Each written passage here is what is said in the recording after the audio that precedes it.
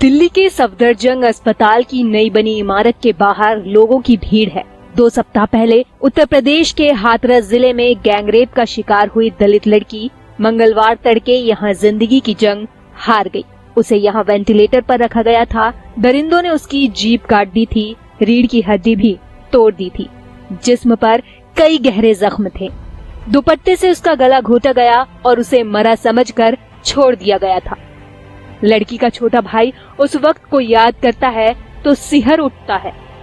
Mummy भी परेशान है, वो मतलब वो बीमार हो गए हैं, वो तो घर पे ही छोड़ के आ गए उनको। पापा भी बीमार हो गए हैं इस चीज़, क्योंकि वो उन पे भी दुख देखा नहीं जा रहा है, उसका दर्द जो है। मम्मी वहीं पे घास ले रही थी, तो चुपके से ले रहे थे। हाँ, उसको फांसी की तरह लगा दिया था गले में दुपट्टे से, बाजरे के अंदर खींच ले गए। मम्मी को तो बाद में 10 मिनट बाद पता चला। मम्मी ने आवाज़ दिया तो वहाँ पे आवाज़ दिया, मम्मी ने 2-3 आवाज़ दी मम्मी को। फिर वो आवाज़ मतलब कहीं पर भी उसने मम्मी को लगा कि यहाँ है नहीं थी मम्मी।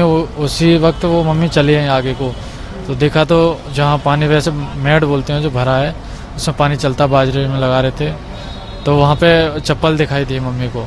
तो मम्मी को चप्पल दिखाई दी तो मम्मी को उसमें बाजरा भी टूटा हुआ दिखाई दिया, तो मम्मी उसमें घुसी चली गई 20 मिनट के करीब। तो बहन एकदम बेहोशी हालत में और बहुत ही वैसे तरीके से दिखाई दी।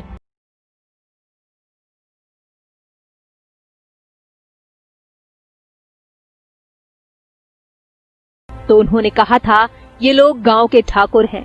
ये लोग मेरी बेटी से दरिंदगी करने से पहले मेरे पिता से भी मारपीट कर चुके हैं। हाँ, इन लोगों ने दुश्मनी तो होती पहले थे। हाँ, वो जा चीज की फिराक में पहले थे, क्योंकि पिताजी थे भी इन लोगों ने मारपीट कर चुके पहले। किससे मारपीट की आपसे? नहीं, हमारे पिताजी थे। अच्छा, हाँ, पुरानी। हाँ, तो पहले थे इन लोगों ने की क्या कहते विचारधारा कुछ ऐसी।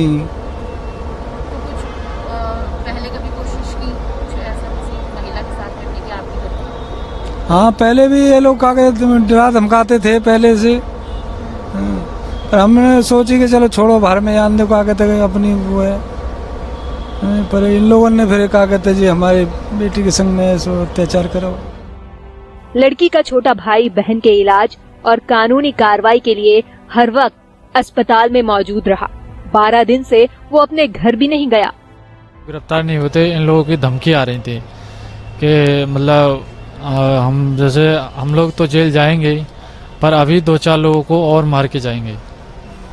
ये लोग ऐसा दबाव बना रहे थे। तो लड़की के पिता कहते हैं वो अगले साल अपनी बेटी के हाथ पीले करने की तैयारी कर रहे थे, लेकिन इस घटना ने परिवार को तोड़ कर रख दिया है। अब यही बेटी की यही याद है कि जो कह रही कि मैं तो अपने मन में ये सोच रहा हूँ कि अगली साल उसकी शादी कर दूंगा, पर अब बीच क्या घटना है, बहुत बड़ी मतलब समस्या है चीज में, क्या बताऊं। हाथरस पुलिस ने संदीप, रामकुमार, लवकुश और रवि नाम के 4 अभियुक्तों को गिरफ्तार किया है। चारों ही कथित ऊंची जाति के हैं। दलित संगठनों का आरोप है कि पुलिस ने इस मामले में लीपापोती करने की कोशिश की। पहले सिर्फ हत्या की कोशिश का मामला दर्ज किया। एक ही व्यक्ति को अभियुक्त बनाया गया। 10 दिनों तक किसी को गिरफ्तार नहीं किया। जब दलित नेता चंद्रशेखर ने ट्वीट किया और अलीगढ़ आने का ऐलान किया, तब अभियुक्तों को गिरफ्तार किया गया। गैंगरेप की धारा भी बाद में जोड़ी गई। आपको ये समझना पड़ेगा ये कैसी मानसिकता के लोग हैं। उस बच्ची के साथ रेप करने के बाद उन्होंने उसको इतना मतलब प्रताड़ित किया है कि उसकी गर्दन की हड्डी टूट गई है, उसके रीढ़ की हड्डी तोड़ दी गई है, उसकी जो जीभ है उसको दांतों से काटा गया है।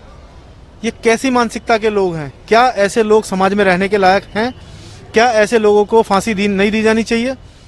15 दिन तक लड़की के साथ इतना बड़ा कांड हुआ है 15 दिन पहले, अभी तक तो इनके साथ कोई रिएक्शन ही नहीं है, कोई पूछताछ नहीं है, कोई कार्रवाई नहीं है। अब ये लोग जाके आ रहे चंद्रशेखर भाई की भीम आर्मी की वजह से, अब इनका क्या फायदा। अस्पताल में जिंदगी की जंग हार चुकी बेटी और आंखों में खौफ लिए परिवार की इस हालत के लिए जिम्मेदार जब अपने अंजाम तक पहुंचेंगे, शायद तभी पीड़ित को इंसाफ मिल पाएगा।